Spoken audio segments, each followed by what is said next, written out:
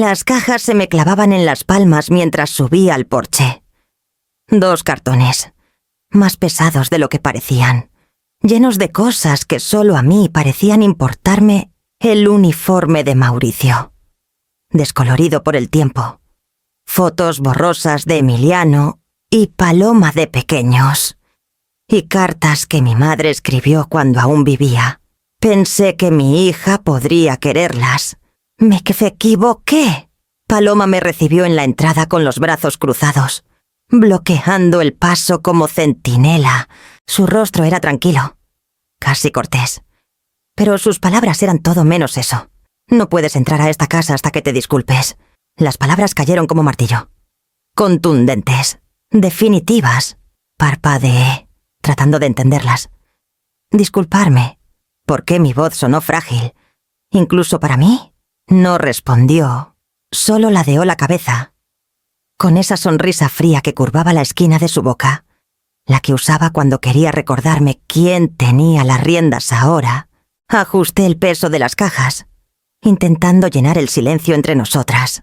Las tablas del porche crujieron bajo mis zapatos.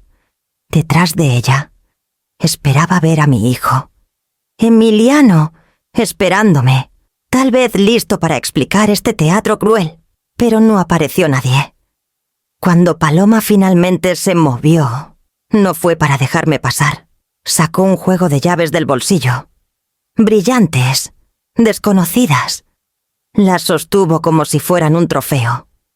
Luego deslizó una en la cerradura, girándola con facilidad. La puerta se abrió con un clic que no me pertenecía. Habían cambiado las cerraduras. El estómago se me hundió y las cajas se volvieron insoportablemente pesadas. «¿Cambiaste las cerraduras?», susurré. «Por seguridad», respondió. «Demasiado rápido. Las cosas son diferentes ahora». A través de la rendija de la puerta, vi a un extraño en la sala. Llevaba un traje elegante y una tablilla, con una cinta métrica colgando del cinturón. Sus zapatos chirriaban suavemente contra el piso de madera. Un agente inmobiliario. No me miró. Estaba muy ocupado midiendo la sala que Mauricio y yo pintamos hace 40 años, donde Emiliano tocaba el piano hasta que le sangraban los dedos. Intenté avanzar, pero Paloma apoyó su hombro contra el marco. Casual, inamovible. «No eres bienvenida hasta que te disculpes. Esa es la condición. La condición». Mi mandíbula se tensó ante la palabra. ¡Qué manera tan extraña de decirlo! Como si mi presencia en la casa que construí y pagué fuera una negociación. Un trato que ella manejaba así a su conveniencia. Dentro, el agente estiró su cinta métrica por el marco de la ventana, murmurando números en voz baja. Las cortinas eran diferentes ahora, neutras. Beige. Olvidables. El viejo sillón de Mauricio había desaparecido, reemplazado por algo moderno y sin alma. Sentí un desapego extraño, como si estuviera viendo mi vida escenificada para que alguien más la comprara. «¿Disculparme por qué?», exactamente, pregunté de nuevo. Más firme esta vez. Los ojos de Paloma titilaron, pero su tono no cambió. «Por meterte en cosas que no son tuyas». Miré las cajas en mis brazos, llenas de recuerdos guardados en el ático durante décadas, protegidos de tormentas, reparaciones y remodelaciones. «Esto es nuestro», dije. «De Mauricio, de Emiliano, mío, incluso tuyo». Su risa fue corta, cortante, ensayada. «Tú acumulas. Te aferras al pasado. Esta casa merece algo mejor». El agente garabateó algo en su libreta, y escuché el leve rasguño de su pluma sobre el papel. Era el sonido de un borrón, de líneas trazadas sin mí. El calor en mi pecho no se sentía como rabia. Era algo más callado, más pesado. Un cambio, como si la última pieza de paciencia se hubiera deslizado de su lugar. Me enderecé. Ajusté las cajas y retrocedí al porche. Paloma no se movió para detenerme. Solo dijo, más suave esta vez, Cuando estés lista para admitir que estabas equivocada, tendrás un lugar aquí de nuevo. No respondí.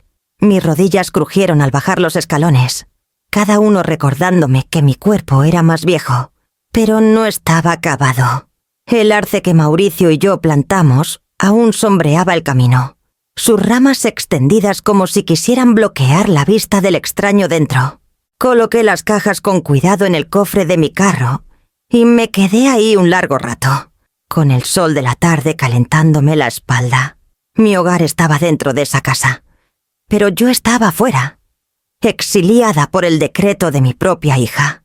Y en esa quietud, con el sonido de la cinta métrica de la gente cerrándose de golpe, me di cuenta de algo innegable. No ibas a suplicar por una llave.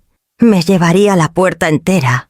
Me quedé junto al carro más tiempo del que pretendía, mirando las cajas como si pudieran hablar por mí. Las solapas de cartón se doblaban bajo el peso de lo que cargaba, pero su contenido era ligero para mí y los de una vida cuidadosamente guardada. La chaqueta militar de Mauricio estaba doblada arriba, sus parches intactos, aunque la tela se había desgastado con los años. Debajo, fotos con bordes curvados, la sonrisa desdentada de Emiliano a los 10, Paloma con listones en el cabello el primer día de escuela, y más abajo, las cartas de mi madre, su letra trazando bucles en papel amarillento. Pruebas. Eso es todo lo que eran. Pruebas de que estuve aquí, de que amé, de que sostuve los hilos mucho antes de que alguien más reclamara el telar. La puerta principal crujió de nuevo. Paloma salió al porche, con los brazos cruzados, la barbilla levantada como si custodiara un palacio. Sus ojos se posaron en las cajas sobre el cofre de mi carro. No puedes seguir arrastrando ese desorden. «Mamá», dijo, con la voz afilada como vidrio. Desorden. La palabra dolió más que el giro de la cerradura. Desorden eran calcetines en el suelo, periódicos apilados junto al sillón.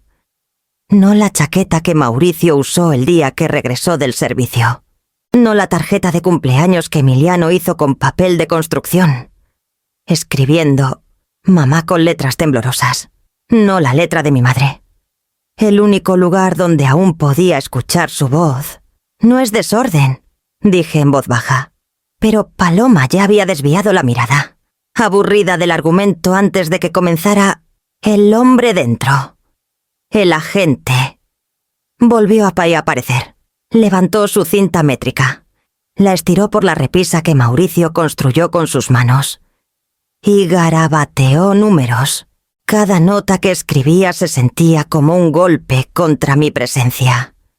Ni siquiera me conocía, pero medía mi vida en pies y pulgadas. Presioné una mano sobre la tapa de la caja más cercana, sintiendo la forma de lo que había dentro. La chaqueta de Mauricio siempre olía ligeramente a cedro. Incluso décadas después, la guardé en el ático para preservarla, cuidando que el polvo o las polillas no la tocaran. Ahora, para Paloma, era una carga más que debía eliminarse antes de que la gente tomara fotos. Pensé en las tardes que pasé etiquetando sobres, organizando álbumes de fotos, sellando cartas en fundas de plástico para protegerlas de la humedad. No estaba acumulando. Estaba preservando, asegurándome de que, cuando la memoria fallara, aún habría algo que tocar, ver, sostener. Paloma bajó los escalones lentamente. Sus tacones resonando contra la madera, se detuvo a unos pasos de mí, su expresión suavizándose, pero no con bondad, más bien con lástima. «Tú haces esto más difícil para ti, Marcelina. Estas cosas ya no importan. Solo hacen imposible avanzar». Tragué las palabras que subieron a mis labios, las que le habrían dicho que estaba equivocada, que sin memoria no hay avance.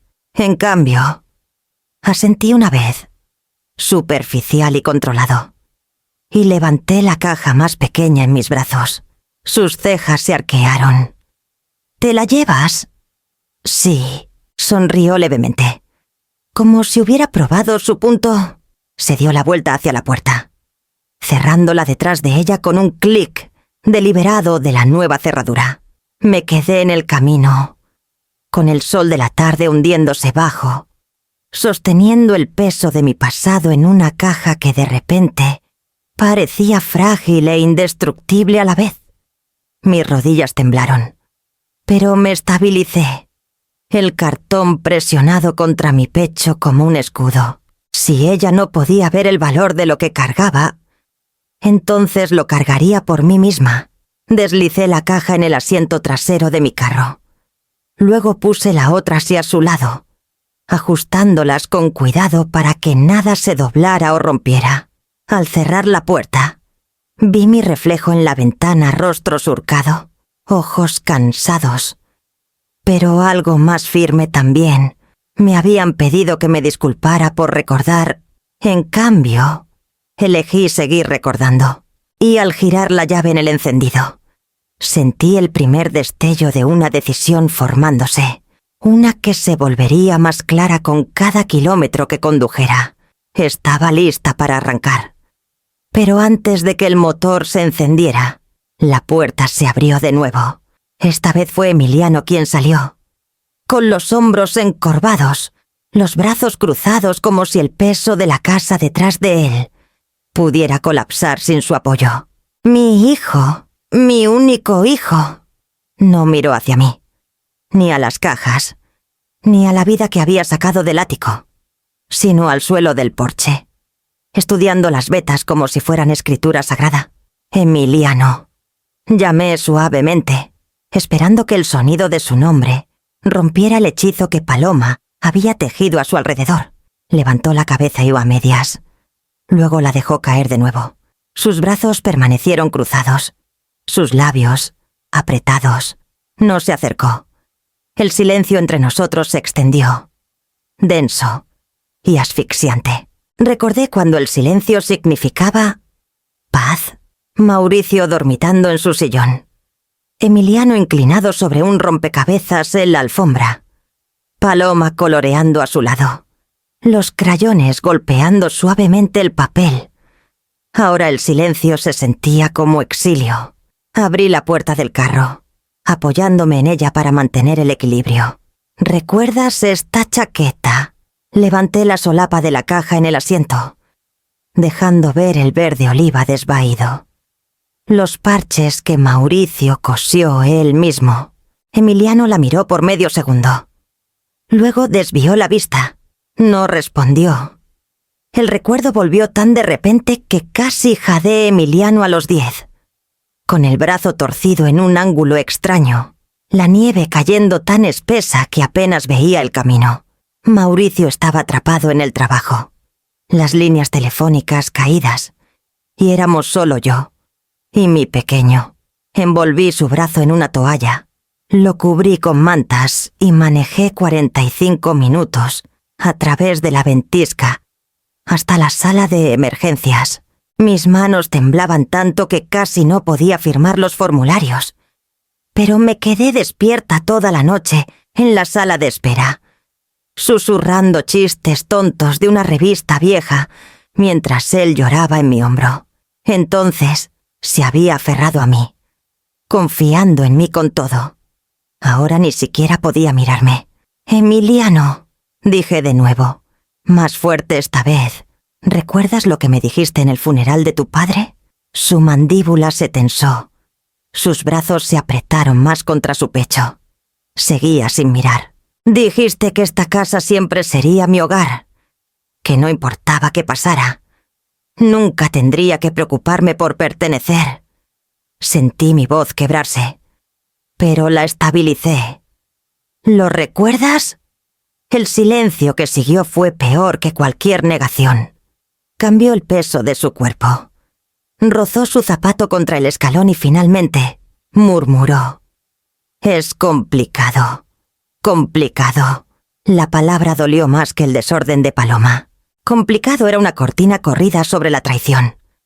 Pulcra y vaga, destinada sin a suavizar el golpe mientras lo asestaba. Lo prometiste. susurré. Levantó la cabeza lo suficiente para que nuestros ojos se encontraran. Los suyos estaban cansados, enrojecidos, pero no de lágrimas, solo de fatiga. Fatiga de elegir, de resistir. Rompió el contacto casi al instante y se dio la vuelta hacia la puerta. Quise gritar, sacudirlo hasta que recordara cómo suena la lealtad. En cambio, cerré la tapa de la caja, con los dedos temblando, y cerré la puerta del carro detrás de mí. Emiliano desapareció dentro sin decir una palabra más. La cerradura hizo clic de nuevo. Afilada, definitiva. El motor ronroneó al arrancar el carro, pero quedó opacado por el eco de su silencio, más pesado que cualquier insulto que Paloma pudiera inventar. Me alejé lentamente, las ramas del arce rozando el techo como si intentaran detenerme, y conduje por la calle conocida con 2 cajas en el asiento trasero y un espacio hueco donde debería estar la voz de mi hijo. Y mientras la calle giraba hacia mi destino, me di cuenta de que el silencio, no los gritos, había cortado más profundo que nada. Cuando llegué a mi entrada, el sol se había deslizado detrás de los robles, dejando la casa en un leve resplandor crepuscular. Apagué el motor y me quedé un momento, aferrando el volante, mirando las 2 cajas en el asiento trasero. Ahora parecían tan pequeñas, como pruebas frágiles en un juicio al que solo yo asistía. Mis manos temblaron al levantarlas de nuevo, llevándolas dentro con el cuidado de quien maneja cristal. La cocina me recibió con su crujido familiar, pero se sentía más delgada, como si el silencio se hubiera extendido por las paredes. Coloqué las cajas en la mesa y me hundí en la silla más cercana. Por primera vez ese día, dejé caer la cabeza entre las manos. La imagen de los ojos bajos de Emiliano se negaba a dejarme, repitiéndose en ciclos implacables. Un golpe me hizo enderezarme. No esperaba citas a nadie. Al abrir la puerta, ahí estaba Dolores Vega, mi vecina de casi 3 décadas, sosteniendo un platón aún tibio envuelto en una sábana a cuadros. «Pastel de durazno», anunció, con tono firme pero ojos suaves. «Acaba de salir del horno. Pensé que te vendría bien». Me hice a un lado, y ella entró sin esperar permiso. Siempre había sido así, Dolores decidida, sin disculpas, portando consuelo como arma contra la desesperación. Colocó el pastel en la encimera y retiró la sábana, liberando un aroma dulce y mantecoso que llenó la cocina como luz solar. «Pareces alguien a quien acaban de desalojar sin moverse», dijo, dándome una rápida mirada. Las palabras se alojaron en mi pecho porque eran demasiado precisas para discutirlas. Mi garganta se apretó. «Se siente así», admití. Dolores puso las manos en las caderas y sacó una silla frente a mí. «Té», dijo, como si me ordenara respirar. Me levanté automáticamente. Puse la tetera en la estufa y me ocupé con tazas y cucharas. Los pequeños rituales me estabilizaron, aunque mis manos aún temblaban lo suficiente como para hacer tintinear la porcelana contra los platillos. Cuando nos sentamos, el vapor se enroscó entre nosotras, suavizando los bordes de la noche. Durante un largo momento, ninguna habló. Tomé un sorbo con cuidado, el calor extendiéndose por mí en olas lentas, y entonces las palabras surgieron sin invitación. Me dijo que tenía que disculparme. Imagínate, una disculpa como cuota de entrada a mi propia casa. Mi voz se quebró, y tragué fuerte contra la oleada de vergüenza que siguió. Dolores no se inmutó. Se inclinó hacia adelante, sus ojos afilados. ¿Por qué? Por guardar cajas de recuerdos. Por recordar lo que ella quiere olvidar. Hice un gesto hacia la mesa, donde las cajas estaban como testigos silenciosos. Dolores extendió la mano y puso la suya suavemente sobre la mía. «Marcelina, no te disculpes por existir. Ni se te ocurra». La fuerza de su agarre me estabilizó más que el té. Mis ojos ardieron. y parpadeé rápido, negándome a dejar caer las lágrimas. Emiliano se quedó ahí y no dijo nada. Después de todos estos años, no dijo nada. Ella apretó más fuerte. El silencio es su propia traición, pero no te define. Has cargado más peso sola de lo que muchos podrían soportar con ayuda. Miré nuestras manos unidas, sus dedos firmes y estables anclando los míos. El nudo en mi garganta se rompió y un sollozo escapó antes de que pudiera detenerlo. Dolores no se apartó. Simplemente sostuvo hasta que el temblor cedió, hasta que mi respiración volvió en un ritmo irregular pero constante. Cuando finalmente levanté la mirada, la corteza dorada del pastel brillaba bajo la luz de la cocina, intacta, esperando. El aroma me recordó los veranos cuando Mauricio estaba vivo, cuando la risa aún formaba parte del mobiliario.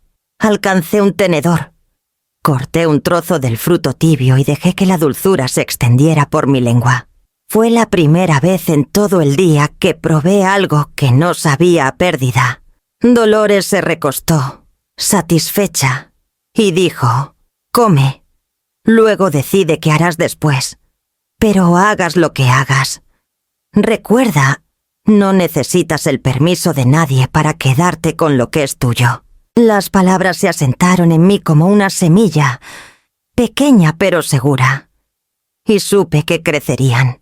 Después de que Dolores se fue, recorrí la casa con el pastel de durazno enfriándose en la encimera. La dulzura persistía en el aire, pero no podía enmascarar el eco hueco que me seguía de cuarto en cuarto. Caminé despacio, como si mis pasos pudieran revolver los recuerdos demasiado rápido y dispersarlos. La sala fue lo primero. El sillón de Mauricio debería estar en la esquina junto a la ventana, inclinado justo para que él viera la calle y su crucigrama al mismo tiempo. En cambio, Paloma lo había sacado hace años, insistiendo en que era demasiado voluminoso, y lo reemplazó con un sofá color crema que parecía pertenecer a una sala de espera. El espacio olía levemente a tela nueva y spray de limpieza, estéril de una manera que rechazaba el peso del pasado. En la repisa sobre la chimenea, noté algo que faltaba: el retrato de Mauricio, pintado por un amigo de la iglesia. Había estado allí por décadas. Sus ojos suaves, su sonrisa juvenil incluso en la mediana edad. Ahora, en su lugar, había un cuadro de remolinos abstractos en beige y gris. No decía nada, no significaba nada. Y lo peor de todo, borraba al hombre que había cargado esta casa en su espalda. Subí las escaleras, la barandilla suave bajo mi mano, desgastada por años de nuestro toque. Al final del pasillo solía colgar un mural que Mauricio pintó para Emiliano y Paloma cuando eran niños árboles. Estrellas y una casita torcida que se parecía sospechosamente a la nuestra. Una noche lo encontré allí a medianoche, aún pintando, con la camisa salpicada de colores, susurrando que quería que los niños soñaran en grande. La pared estaba desnuda ahora, pintura fresca, pálida como sábana de hospital. Había borrado cada pincelada. Me quedé congelada, los dedos rozando la pared donde alguna vez él dibujó un grupo de estrellas. Mi mano no tocó más que pintura plana, lisa e indiferente. Sentí como si hubiera alcanzado su mano en la oscuridad y solo hubiera agarrado aire en el comedor. El aparador donde guardaba la vajilla de mi madre ya no estaba. En su lugar, un gabinete minimalista contenía vasos idénticos y relucientes que captaban la luz, pero no reflejaban ninguna historia. Los platos de mi madre, los que me había pasado envueltos en periódico de 1953, habían desaparecido. Abrí las puertas del gabinete rápidamente, esperando a medias que estuvieran guardados dentro. Estantes vacíos me devolvieron la mirada. Retrocedí, con el corazón latiendo fuerte, donde quiera que miraba. Veía la ausencia de Mauricio ensanchada por las elecciones de Paloma. La casa aún tenía sus huesos, Pero la piel había cambiado, su rostro reorganizado, hasta que apenas lo reconocía. Entré a la cocina y pasé los dedos por la encimera. Allí, al menos, encontré la muesca en el azulejo de cuando Emiliano dejó caer una sartén de hierro, con lágrimas corriendo por su rostro de 10 años mientras se disculpaba. Mauricio se había reído, alborotándole el cabello, diciéndole que los accidentes no definían a las personas. Esa muesca se quedó con nosotros, una imperfección convertida en historia. Me agaché y la toqué, agradecida de que hubiera sobrevivido a sus renovaciones. Una marca obstinada de quiénes éramos, negándose a ser pulida. Pero al mirar alrededor, me di cuenta de que estas habitaciones ya no me pertenecían. Habían sido colonizadas por el gusto de alguien más, la visión de hogar de alguien más. Ya no era compartir, era ocupación. Me enderecé lentamente, el dolor en mis rodillas recordándome los años que esta casa me había sostenido. Incluso cuando apenas podía sostenerme a mí misma, mi mirada se posó en las cajas en la mesa, pruebas de lo que había sido, pruebas que ella no podía tirar sin mi permiso. Me sacudí el polvo de las palmas, me estabilicé y supe que era hora de recoger más que cajas. No podía quedarme quieta después de lo que había visto. El mural desaparecido, el retrato de Mauricio reemplazado. La vajilla de mi madre perdida no era solo decoración, era borradura. Un desmantelamiento silencioso de la vida que había construido, pieza por pieza, hasta que apenas reconocía las paredes a mi alrededor. Si Paloma quería fingir que la historia no existía, entonces necesitaba recordarme a mí misma que sí, y que estaba escrita en más que pintura y porcelana. Fui al estudio, la habitación que Mauricio solía llamar la cueva, donde se archivaban facturas y se apilaban papeles en estricto orden. Él siempre había sido meticuloso con los registros. Yo, menos, pero con los años aprendí a guardar cada pedazo de papel que él consideraba importante. Hija de banquero. Solía bromear. Abrí el cajón inferior del escritorio, tieso por el desuso, y comencé a ordenar escrituras de propiedad, amarillentas por el tiempo, con nuestros nombres, comprobantes de impuestos de hace 20 años, mi firma garabateada en la mitad de ellos, recibos de hipoteca, pagados hace mucho, evidencia de cada cheque que reunimos en tiempos más difíciles, cartas de seguros, documentos de préstamos hipotecarios, todos sellados e inicialados. El olor a tinta y polvo de papel se alzó. Anclándome, los apilé ordenadamente en el escritorio. Una fortaleza creciente de pruebas de que esta casa había sido tan mía como de Mauricio. Mía mucho antes de que Paloma siquiera pisara su porche. Mucho antes de que tuviera la audacia de decidir qué se quedaba y qué desaparecía.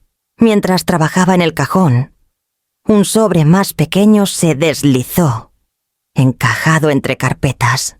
Mi aliento se detuvo cuando reconocí la letra de Mauricio. Firme y audaz, incluso en sus últimos años. Me senté pesadamente, el sobre temblando en mi mano. No estaba sellado, solo doblado, como si lo hubiera guardado sin ceremonia. Dentro había una sola hoja de papel rayado. Sus palabras me miraron en tinta que apenas había desvanecido Marcelina. Si esta casa alguna vez deja de ser tuya, aléjate con la cabeza en alto. No luches por quedarte donde no te quieren. Lleva lo que importa y deja ir el resto. Sabrás cuándo es el momento. Presioné la página contra mi pecho, mis ojos ardiendo. Mauricio se había ido hace más de una década, pero aquí estaba, hablándome a través del silencio, a través de todas las puertas cerradas y los recuerdos desvanecidos. Debió haberlo escrito poco después de enfermarse. Tal vez cuando se preocupó por lo que sería de mí una vez que se fuera, había sabido que el peso de esta casa algún día podría convertirse de refugio en carga. Leí las líneas de nuevo, más despacio esta vez, dejando que cada palabra me estabilizara. No me había dicho que peleara, que exigiera, que me abriera paso de nuevo a las habitaciones despojadas de mí. Me había dicho que me fuera con dignidad, que eligiera mis propios términos antes de que alguien más los definiera. Los papeles en el escritorio brillaban ahora con un tipo diferente de poder. No eran solo registros, eran armas, herramientas, anclas, pruebas no solo de propiedad, sino de resistencia. Coloqué la nota de Mauricio encima del montón y enderecé la pila hasta que parecía casi ceremonial. La casa ya no se sentía como hogar, pero no estaba sin poder. Las borraduras, las nuevas cerraduras, el agente con su cinta métrica, todo podía contrarrestarse con lo que tenía aquí. Y ahora tenía la bendición de Mauricio para hacer lo que necesitaba hacerse. Cerré el cajón, deslicé los papeles en un portafolio de cuero y coloqué el sobre con las palabras de Mauricio cuidadosamente dentro. Mi resolución se sentía más nítida, más clara, más firme. Para cuando la tetera silbó en la cocina, ya sabía cuál sería mi próximo paso. A la mañana siguiente, llevé el portafolio con la nota de Mauricio y la pila de documentos al banco. En el centro, las puertas de vidrio se abrieron con un siseo. El aire acondicionado, golpeándome al entrar.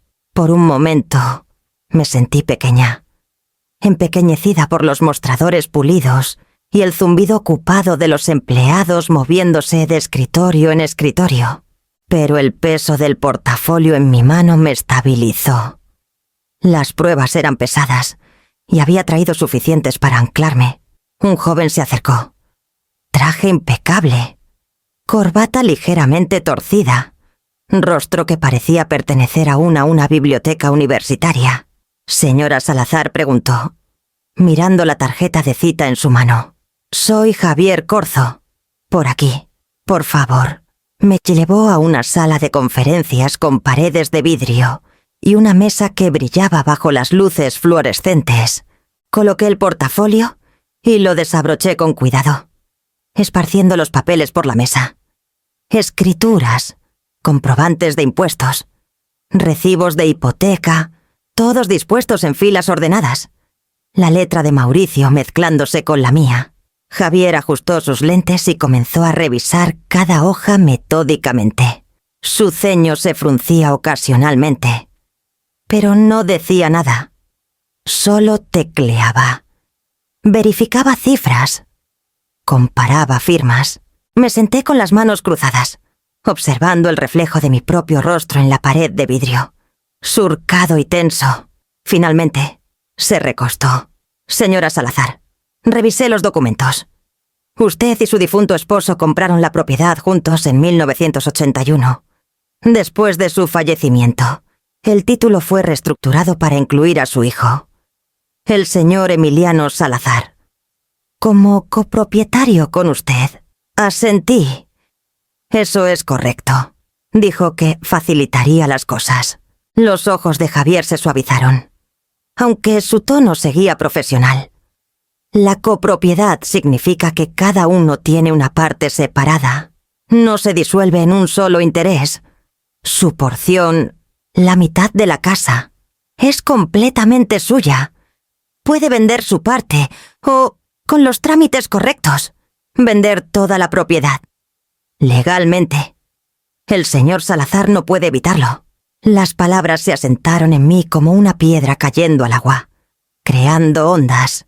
La mitad de la casa era mía, intocable. No desorden, no un permiso otorgado por el decreto presumido de Paloma. Mía. Aunque mi hijo se oponga, pregunté.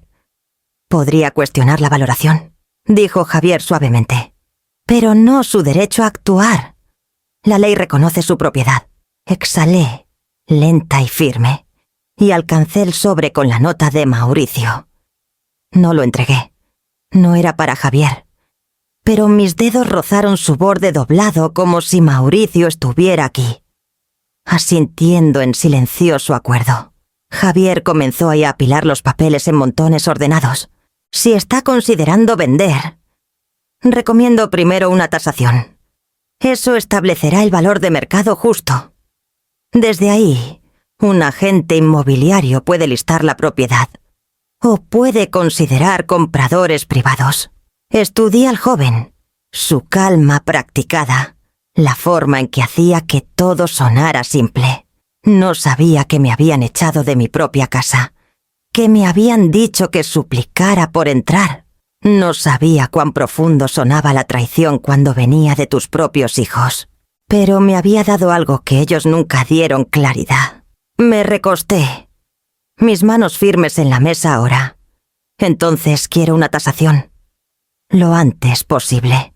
Asintió, ya garabateando nombres y números en una libreta. Puedo hacer que alguien se ponga en contacto con usted para el viernes.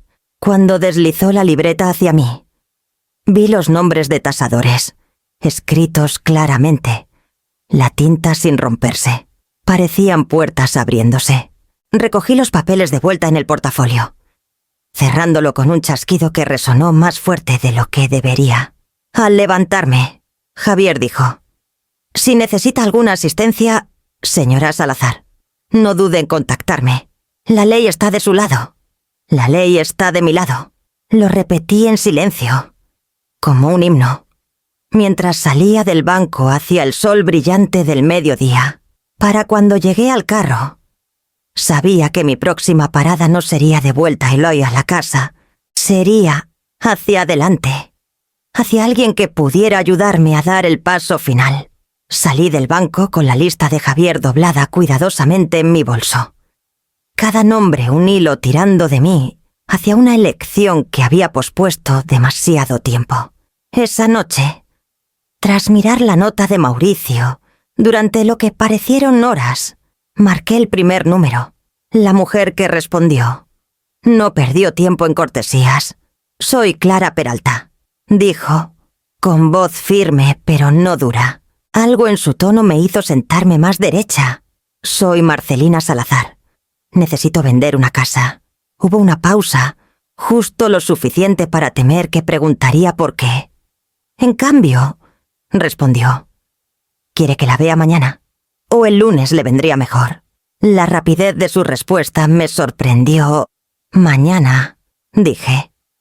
Y escuché mi propia voz, firme, casi segura. Llegó a la mañana siguiente con una chaqueta azul marino, el cabello recogido, una tablilla en la mano. Entró por mi puerta principal como si ya hubiera ganado su lugar allí, pero me saludó con un apretón de manos firme y una mirada directa. «Usted debe ser la señora Salazar. Vamos a echar un vistazo». Se movió rápido pero con cuidado, sus ojos escaneando esquinas, techos y ventanas. A diferencia de la gente que vi en casa de Paloma, Clara no trataba las habitaciones como espacios vacíos para medir y despojar. Hizo preguntas sobre cuándo se cambió el tejado por última vez, sobre la caldera, sobre el arce afuera. Me sorprendí respondiendo, sorprendida por cuánto recordaba, cuánto de esta casa se había construido en mis huesos.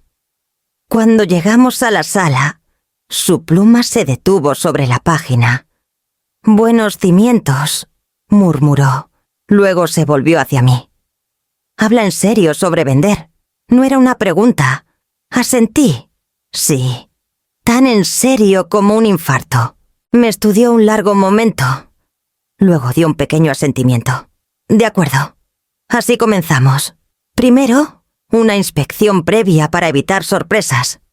Luego fotos, aunque haremos lo menos posible de puesta en escena.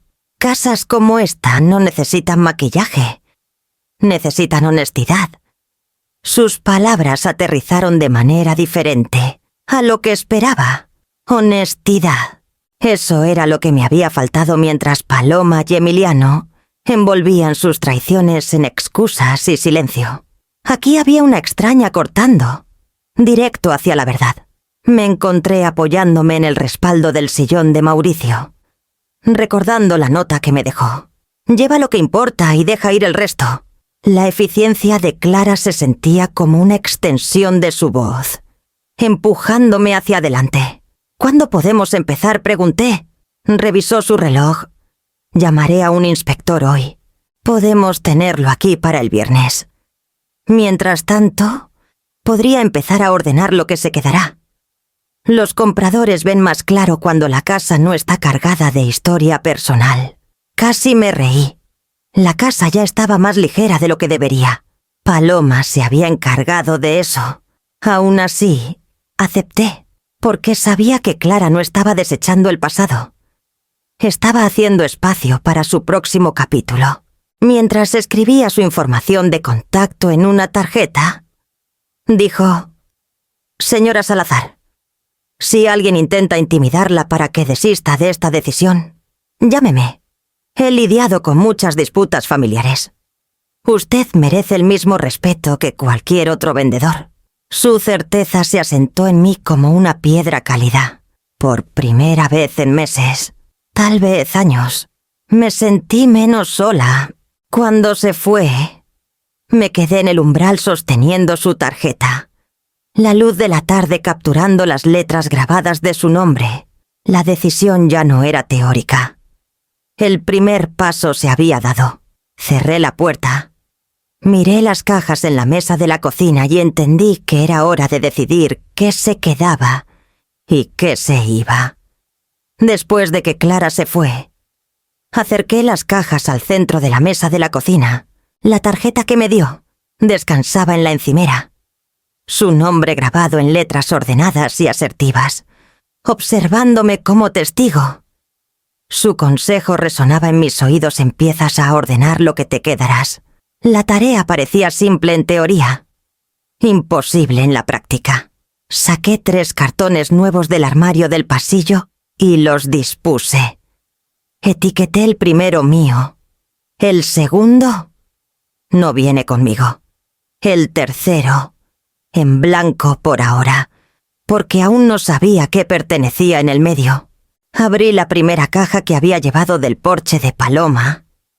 Encima estaba el reloj de Mauricio. La correa de cuero agrietada por el tiempo. La carátula rayada por años de uso. Pasé el dedo por el cristal, recordando cómo lo golpeaba cada mañana como si quisiera apurar el tiempo. Sin dudar, lo puse en la caja mío. Luego vino una pila de tarjetas de recetas, cada una manchada con salsa o mantequilla. La tinta corrida donde me había inclinado demasiado con los dedos húmedos. La tarjeta de arriba tenía una mancha de vino tinto de la noche en que Emiliano anunció que había pasado sus exámenes. La sostuve a la luz. La mancha aún vagamente púrpura, y sentí mi garganta apretarse. Eso también fue a mío.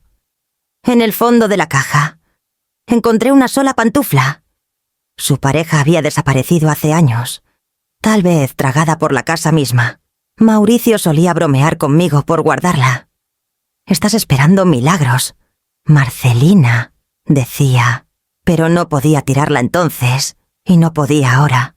La coloqué suavemente con el reloj y la tarjeta. La segunda caja fue más fácil de llenar. Un tapiz de pared con «Vive, ríe», ama grabado en letras cursivas que Paloma me regaló, pero nunca me gustó. Un jarrón que ella insistió alegraba la sala, aunque siempre lo encontré frío. Una pila de revistas que prometían enseñar a mujeres de mi edad cómo mantenerse relevantes. Todo eso se deslizó en «No viene conmigo» sin pausa. Estaba trabajando en las últimas carpetas del ático cuando un sobre más delgado se soltó, sellado en papel amarillo frágil. Mi aliento se detuvo. Era la letra de Mauricio otra vez, más cuidadosa esta vez, como si hubiera querido que las palabras dentro duraran. Rompí el sello con dedos temblorosos. La carta estaba fechada en 1987, escrita en los primeros años cuando los niños eran pequeños. y aún estábamos aprendiendo a ser padres juntos. Su letra era firme, y la tinta apenas había desvanecido. Marcelina, si los años por venir convierten el amor en cadenas, no te quedes atada. Una casa es solo una casa. Tu libertad vale más. Prométeme que nunca confundirás sacrificio con silencio. El amor nunca debería exigir que desaparezcas. Leí las líneas en voz alta, el sonido temblando en el aire como un juramento. Él había escrito esto décadas antes de que cambiaran las cerraduras, antes de las condiciones de Paloma, antes del silencio de Emiliano. De alguna manera, había visto un futuro donde podrían pedirme que me encogiera hasta que nada de mí quedara. Y me había dicho no. Presioné la carta contra mi pecho, sintiendo el peso de su previsión y su fe en mí. Las lágrimas brotaron, pero no cayeron. Se mantuvieron firmes, al igual que la decisión que crecía dentro de mí. Doblé la carta cuidadosamente y la puse en la caja mío, encima del reloj y la tarjeta de recetas. No pertenecía al pasado, escondida en un cajón. Pertenecía conmigo. A donde fuera después, el reloj de la cocina marcaba el tiempo sin inmutarse por la tormenta dentro de mí. Para cuando sus agujas alcanzaron la siguiente hora, sabía lo que tenía que hacer. La tasación estaba programada para el viernes. Clara había arreglado todo con eficiencia rápida. Su voz firme por teléfono mientras confirmaba la hora.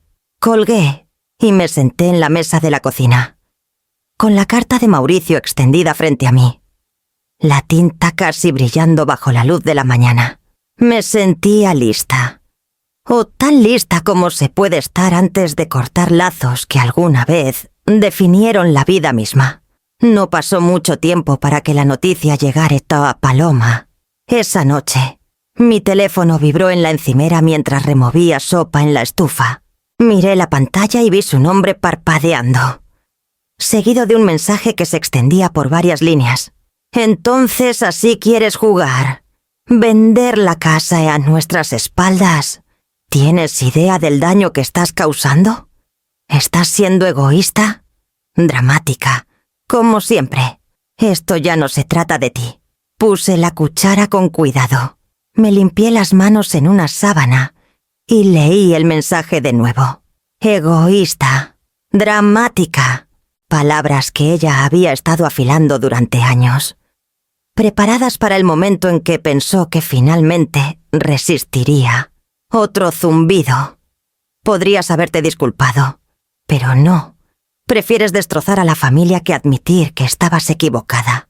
Me estabilicé contra la encimera, presionando la palma plana sobre la madera como si me anclara contra sus palabras. La sopa burbujeaba. La casa zumbaba, y yo estaba en el centro de todo, sintiéndome extrañamente tranquila. Minutos después, Emiliano añadió su voz. Su mensaje fue más corto, casi clínico. Has desestabilizado a la familia. Mamá, no sé por qué haces esto, pero no vale la pena. Por favor, reconsidera antes de causar un daño irreparable. Desestabilizado a la familia. La frase parecía sacada de una junta directiva, no de un hijo hablando con su madre. Llevé el teléfono a la mesa.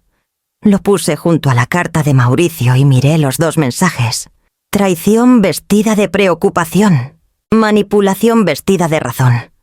Durante mucho tiempo, dejé que el silencio prevaleciera. No escribí una respuesta. No llamé. No intenté explicar. Mi pecho dolía con el familiar ardor de ser incomprendida. Pero debajo, algo más palpitaba, una extraña liberación creciente. Su furia confirmó lo que ya sabía. Ya no jugaba según sus reglas. La casa siempre había sido mi ofrenda, mi refugio, mi historia. Ahora era mi decisión. Podían arrojarme palabras hasta que se les secara la garganta, pero no podían deshacer los papeles en mi portafolio, ni la promesa que Mauricio había escrito décadas antes. Levanté la carta de nuevo y leí la línea que se había convertido en mi brújula. No te quedes atada. Una casa es solo una casa. Tu libertad vale más. Sí. El dolor era agudo. Saber que mis propios hijos me veían no como madre, sino como obstáculo. Eso cortaba de maneras que no había creído posibles. Pero con cada palabra que lanzaban, las cadenas se aflojaban más. Sus acusaciones no me aplastaban. Probaban que estaba avanzando. La sopa hervía hasta que el aroma de cebollas y tomillo llenó la cocina. Serví un tazón. Me senté y comí despacio, saboreando cada bocado como para recordarme que aún estaba aquí, aún entera. El teléfono vibró de nuevo. Otro mensaje que elegí no leer. En cambio, doblé cuidadosamente la carta de Mauricio. La deslicé de nuevo en su sobre y la puse en la caja mío con el reloj y la tarjeta de recetas. Las cosas que importaban estaban a salvo. El resto podía atarder. Lavé los platos, los guardé en el armario. Mañana llegarían los tasadores. Mañana el proceso comenzaría en serio. Los tasadores apenas se habían ido cuando escuché un golpe suave en la puerta. No fuerte, no exigente, solo un ritmo vacilante, como una canción insegura de su melodía. Me limpié las manos en una sábana y abrí la puerta para encontrar a Eloísa parada allí, con el cabello en un moño desordenado, una mochila colgada de un hombro. «Abuela», dijo, casi sin aliento, como si hubiera corrido por la ciudad para ganarle al reloj que solo ella escuchaba. Me hice a un lado, y ella entró, sus ojos recorriendo la cocina como si midieran el ánimo de la casa. Esperaba a medias que me regañara, que repitiera las líneas de sus padres, pero en cambio dejó caer la mochila en la silla y me abrazó fuerte. No tenía ganas de ir a casa. Susurró en mi hombro. La abracé fuerte, mi pecho doliendo de una manera diferente a la que sentía con Paloma y Emiliano. Este era un dolor hecho de alivio. «Siempre eres bienvenida aquí», dije. Se apartó, con las mejillas sonrojadas. «Lo sé. Por eso vine». Nos movimos a la cocina, y ella vio la olla aún tibia en la estufa. «¿Sopa?», preguntó, con voz esperanzada. Reí suavemente. «Siempre sopa. Es lo único que puedo hacer sin revisar una receta». Juntas nos movimos por la cocina, yo cortando zanahorias con manos firmes, ella removiendo el caldo con una cuchara de madera demasiado grande para la olla. El ritmo de nuestro trabajo aligeró la tensión en mis hombros. Ella tarareaba en voz baja, una melodía que no reconocí. Y por primera vez en días, la cocina sonó viva de nuevo. Cuando la sopa estuvo lista, nos sentamos frente a frente, el vapor alzándose entre nosotras como un velo. Eloísa rompió el suyo primero, la cuchara chocando contra el tazón. «Están furiosos», dijo. «Por la casa, por todo». Asentí lentamente. «Lo sé. Dijeron que estás siendo dramática, que estás destrozando a la familia. Papá dijo que desestabilizaste todo». Puso los ojos en blanco con la exasperación que solo los 19 años pueden llevar. Pero no les creo. La miré. Realmente la miré. Sus ojos, amplios y sinceros, eran del mismo tono que los de Emiliano cuando tenía su edad, antes de que el mundo lo endureciera. «¿Por qué no?», pregunté. Dudó. Luego se inclinó hacia mí. «Porque me siento más en casa aquí que con ellos. Incluso ahora. Especialmente ahora». Su confesión me golpeó como la luz del sol a través de nubes pesadas. Mi garganta se apretó, pero logré una sonrisa. «Es amable de tu parte decir eso». «No es amabilidad», insistió. «Es cierto. Ellos están reescribiendo cosas, abuela, haciéndolo sonar como si tú fueras el problema. Pero yo te veo». Las palabras flotaron entre nosotras, frágiles y poderosas a la vez. Sentí la carta de Mauricio en mi bolsillo. Su voz en tinta instándome a sexy alejarme si el amor se convertía en cadenas.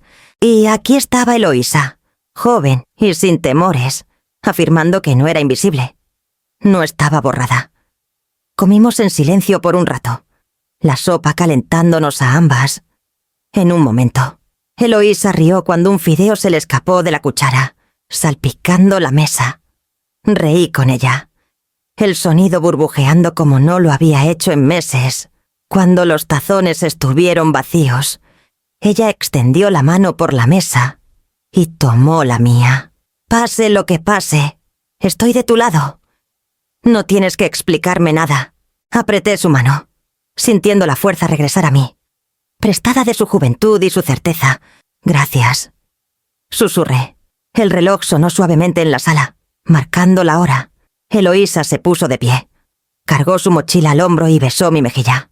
Volveré pronto. No dejes que te desgasten. La vi irse. La calidez de su presencia persistiendo, incluso después de que la puerta se cerró. Por primera vez en días. Creí que podía terminar esta pelea de pie. El lunes después de la visita de Eloísa, entré al banco con el portafolio de Mauricio en el brazo y sus palabras resonando en mi mente. La misma sucursal donde Javier me había guiado a través del lenguaje legal. Ahora olía levemente a café y limpiador de alfombras. Esperé en el escritorio mientras la recepcionista llamaba al gerente de patrimonio. Una mujer alta de unos 50 años apareció. El cabello plateado recogido pulcramente. Los lentes bajos en la nariz. Señora Salazar, soy Julia Armenta. Entiendo que quiere establecer un fideicomiso. Asentí, apretando el portafolio más fuerte. Para mi nieta. Se llama Eloísa Salazar. Tiene 19 años. Julia me llevó a una oficina tranquila y me ofreció té que no tomé. En cambio, esparcí los papeles por su escritorio, de la misma manera que con Javier Escrituras. Comprobantes de impuestos, registros de propiedad. Pero esta vez con una pila diferente encima el acuerdo de compra de la casa. La notificación de tasación pendiente y una hoja simple de instrucciones que había escrito la noche anterior. Quiero que el monto total de la casa se coloque en un fideicomiso para ella. Dije, sin condiciones más allá de la mayoría de edad. Ella decide cuándo y cómo usarlo. Julia me estudió un momento, su mirada aguda pero no dura. La mayoría de la gente añade estipulaciones: educación, salud, vivienda. ¿Estás segura de que quiere que sea sin restricciones? Estoy segura, respondí. Si tiene que pedir permiso, entonces he fallado. El dinero está destinado a liberarla, no a atarla. Julia tomó notas, asintiendo lentamente. De acuerdo. Podemos establecerlo como un fideicomiso vivo revocable. Usted será la otorgante y fiduciaria hasta que se cierre la propiedad. Luego pasará completamente a Eloísa. Mientras escribía, saqué el sobre que Mauricio me había dejado. El que me instaba a no confundir sacrificio con silencio. Lo mantuve cerca de mi lado. Un recordatorio de que la claridad siempre había sido mi brújula. Incluso cuando la ignoré. Hay una cosa más, dije. Mi voz más firme ahora. Quiero revisar mi testamento. Quitar a mi hijo y a su esposa como beneficiarios. Todo lo demás, lo poco que queda, va para Eloísa. Julia no parpadeó. Tal vez había visto esto antes. Las revoluciones silenciosas de madres y abuelas, reescribiendo futuros detrás de escritorios pesados. Eso puede arreglarse, dijo con calma. Tendrá que reunirse con nuestro afiliado legal. Pero puedo empezar con el piepeleo hoy.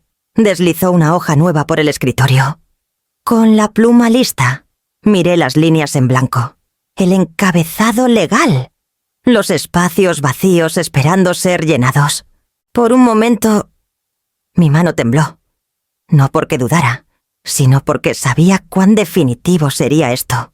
Luego pensé en la mueca de Paloma, los brazos cruzados de Emiliano, las palabras dramática y desestabilizada flotando en el aire como veredictos. Firmé. Cuando dejé la pluma, Julia me miró con algo casi como respeto. ¿Estás segura de que esto es lo que quiere? No es venganza, dije. Mi voz tranquila pero firme.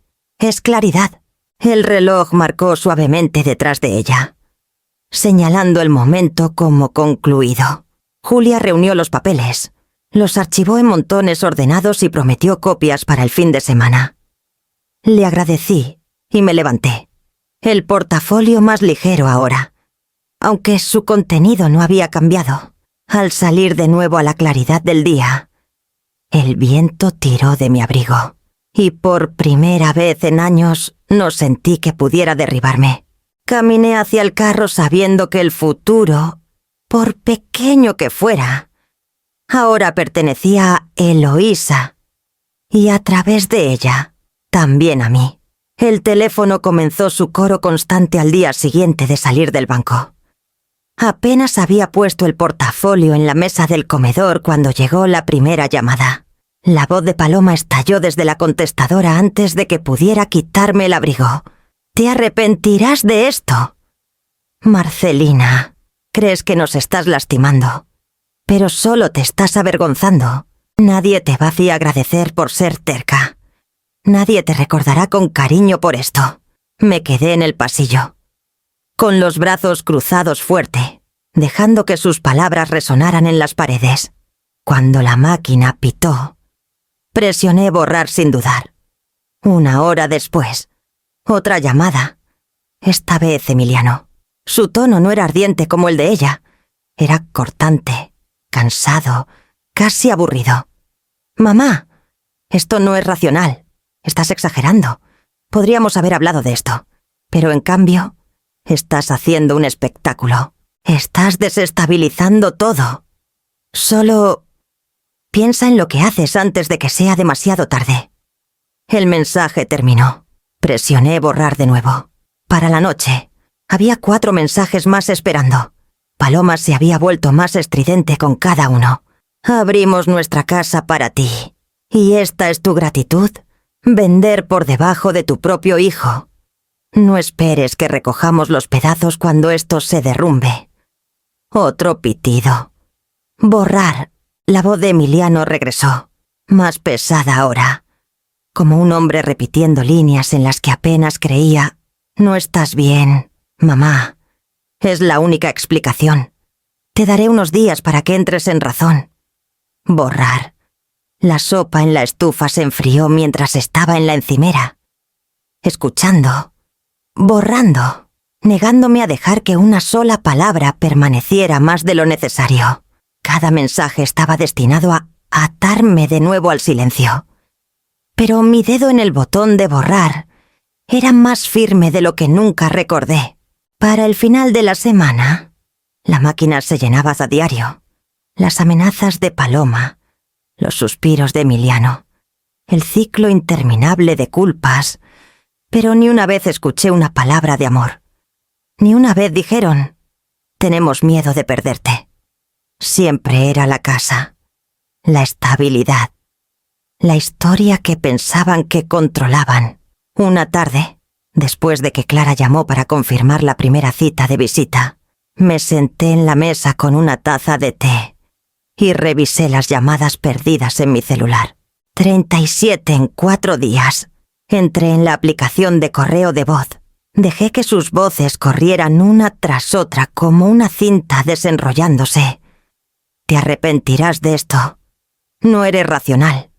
Estás destrozando a la familia. Nos estás castigando». Cada línea se difuminaba en la siguiente hasta que sonaba menos como mis hijos y más como extraños ensayando acusaciones. Cuando sonó el pitido final, presioné borrar todo. El silencio después llenó la casa como música. Tomé un sorbo de té, con los ojos en el arce afuera, y me permití respirar. Las palabras de Mauricio volvieron a mí. La carta que había doblado en la caja. «Mío, el amor nunca debería exigir que desaparezcas». Por primera vez, creí que no había desaparecido. Sus voces habían intentado achicarme. Pero mi silencio no era ausencia. Era resistencia. Era una cuchilla cortando años de sumisión. Esa noche, mientras empaqué otra caja pequeña de cosas que me llevaría la camisa de franela de Mauricio, la tetera astillada de nuestro 10º aniversario, la colcha que cosió su madre, me sentí más ligera de lo que había estado en décadas. Los mensajes seguirían llegando. Lo sabía, pero no les debía una respuesta. La única voz que debía era la mía, y ya había hablado. Clara llegó en una mañana gris, su carro estacionándose pulcramente en el camino como si perteneciera allí. La observé desde la ventana mientras bajaba, seguida por una pareja caminando del brazo. Milo y Renata Álvarez. Me había dicho sus nombres la noche anterior. Ambos en sus 60 y tantos. Ambos nativos de Mérida que habían regresado después de años fuera. Abrí la puerta antes de que llegaran. Renata sonrió primero. Sus ojos oscuros cálidos. Su cabello recogido en un moño plateado sin pretensiones.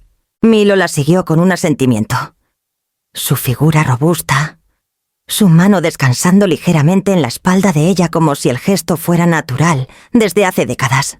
«Gracias por dejarnos ver tu hogar», dijo Renata.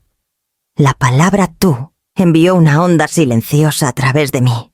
Mi hogar, aún no reducido a un listado o una dirección. Caminamos por las habitaciones juntos, Clara ofreciendo los detalles metros cuadrados, edad de la caldera, reparaciones del tejado, pero la pareja apenas miró su tablilla. Su atención se detenía en la casa misma, en la cocina. Renata pasó la mano por la encimera. «Tantas comidas aquí. Lo siento», asentí, sorprendida por el nudo que subía hacia mi garganta. «Miles». Milo se agachó cerca del azulejo astillado junto a la estufa, rozándolo con el pulgar. «¿Accidente?» «Mi hijo dejó caer una sartén cuando tenía 10 años», dije. «Mauricio, mi esposo», le dijo que los errores no lo definían. Milo soltó una risita suave. Luego se levantó lentamente. «Perdimos a nuestro hijo hace 5 años. Le habría gustado esa lección». El aire cambió entre nosotros, suave y solemne. Por una vez, los extraños no hacían que la casa se sintiera pequeña. La hacían sentir comprendida.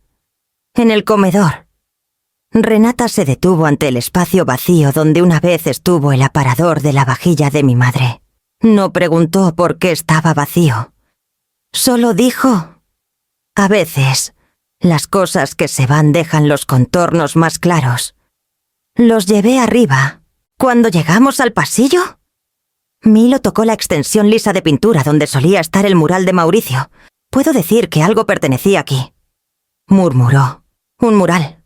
Admití. Estrellas. Una casita torcida. Lo pintó para los niños». Renata sonrió levemente. «No necesita verse para seguir existiendo». Sus palabras me atravesaron más profundamente de lo que esperaba. Todo lo que Paloma había despojado. Todas las habitaciones que había neutralizado. Renata parecía ver más allá de la ausencia. Para cuando regresamos a la sala, Clara preguntó si tenían preguntas. Milo miró a Renata, y ella respondió tomando su mano. «No necesitamos perfección. Las casas no necesitan perfección. Necesitan memoria. Y esta casa tiene memoria en cada rincón». La certeza en su voz me estabilizó. Pensé en Paloma llamando a mis cajas desorden, en Emiliano hablando de desestabilización. Y aquí estaban 2 extraños que trataban cada marca, cada imperfección, como prueba de una vida bien vivida. Clara captó mi mirada, su expresión silenciosamente triunfante. «Prepararé el papeleo». Cuando Milo y Renata se fueron, las habitaciones se sintieron más cálidas, como si la casa misma hubiera suspirado de alivio.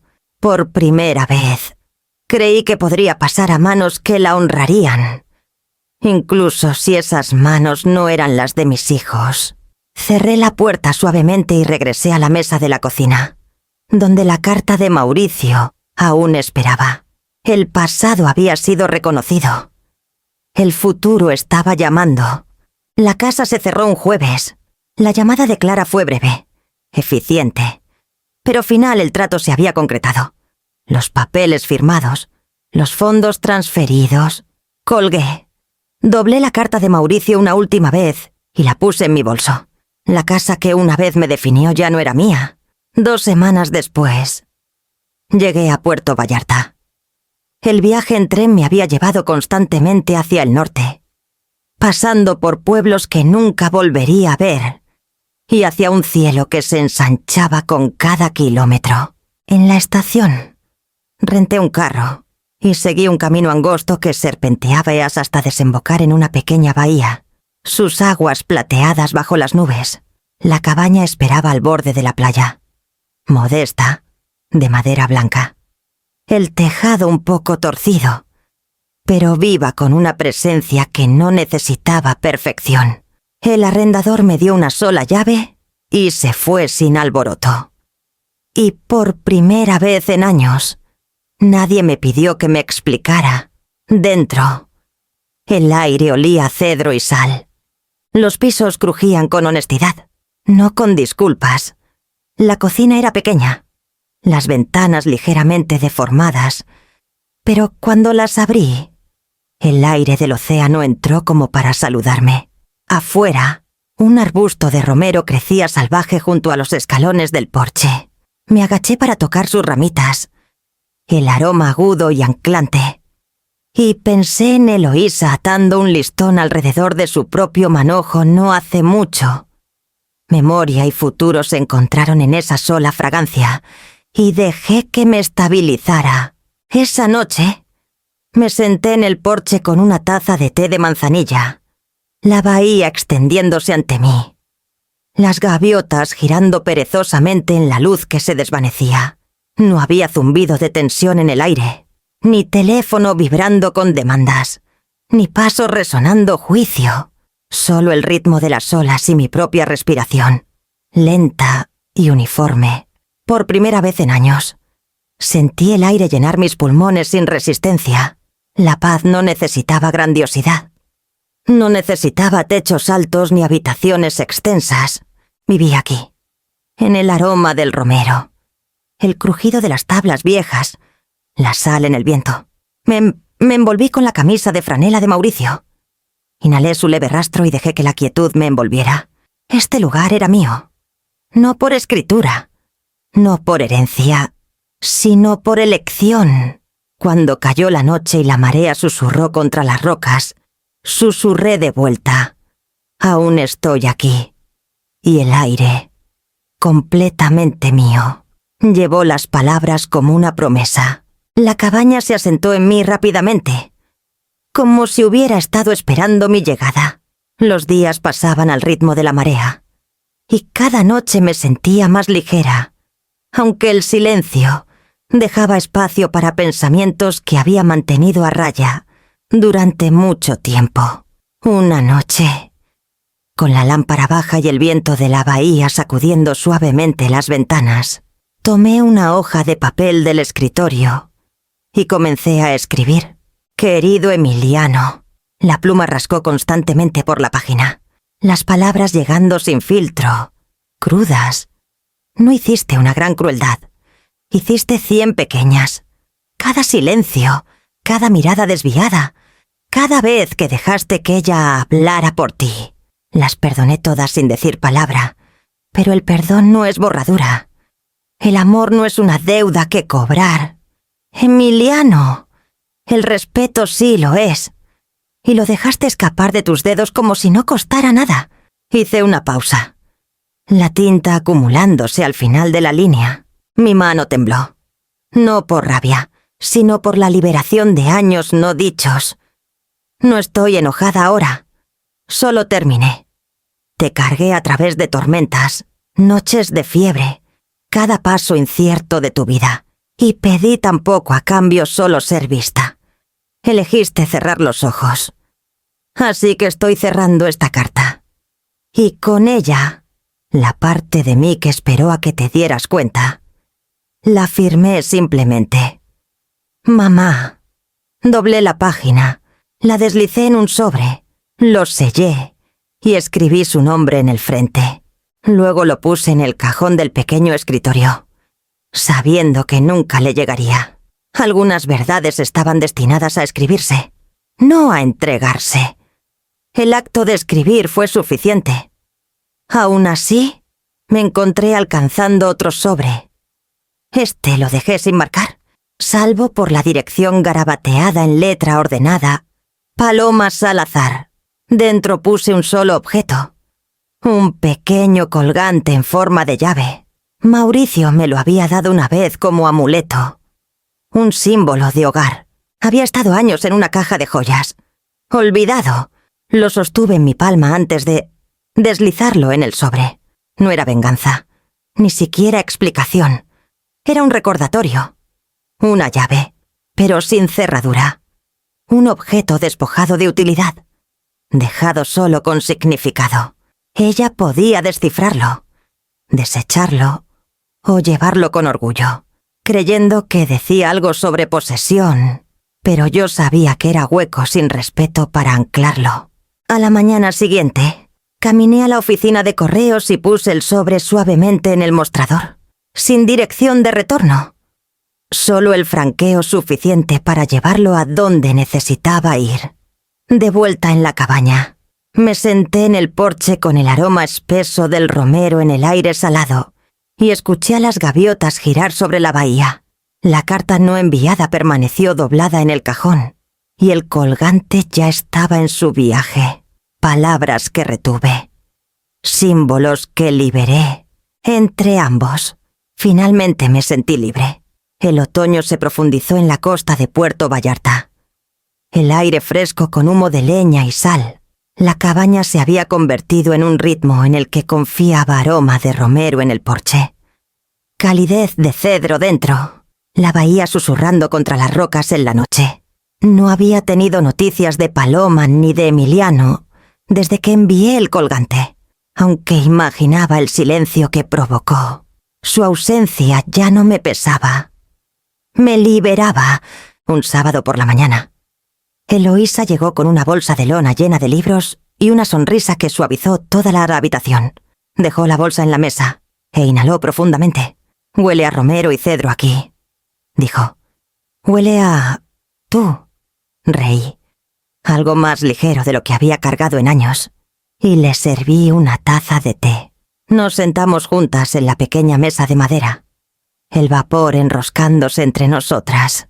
Me contó sobre sus clases, sus amigos, los poemas que escribía en los márgenes de sus cuadernos.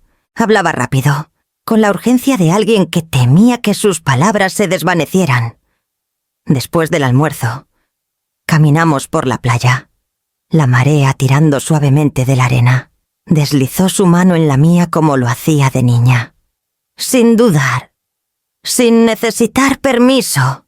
Cuando regresamos a la cabaña, le pedí que se sentara. Fui al cajón del pequeño escritorio donde estaba la carta de Mauricio.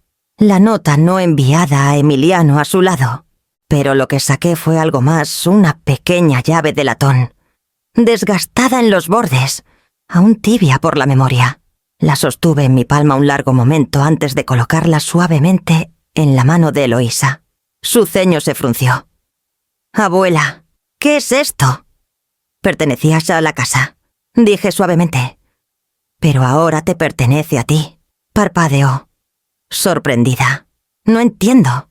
Ni siquiera cerré sus dedos alrededor de ella. «Nunca necesitas permiso para abrir tu propia puerta. ¿Me escuchas? No de mí. No de tus padres. No de nadie que intente decirte que tu lugar es más pequeño de lo que es». Su garganta se movió al asentir. «Te escucho». Toqué su mejilla, apartando un mechón de cabello.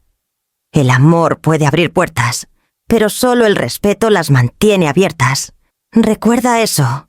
Las lágrimas brotaron en sus ojos, pero no las dejó caer. Solo apretó la llave fuerte y susurró: «Gracias». El sol se ponía afuera, pintando la bahía en trazos de oro y rosa. Nos paramos en la ventana, lado a lado, y vimos la luz cambiar sobre el agua. Por primera vez, no sentí un tirón de arrepentimiento, ni el dolor de lo que se había perdido, solo el zumbido constante de lo que quedaba y lo que había pasado. Eloísa guardó la llave en su bolsillo como si fuera un tesoro. Sabía que la llevaría adelante, no como una reliquia de lo que sus padres intentaron borrar, sino como una promesa de que ninguna puerta podría realmente cerrarse para ella, a menos que eligiera quedarse afuera. Respiré profundamente, el romero y el cedro envolviéndome, y sentí una certeza tranquila asentarse en mis huesos. La dignidad no era una herencia de dinero o paredes. Era fuego, llevado adelante una generación a la vez.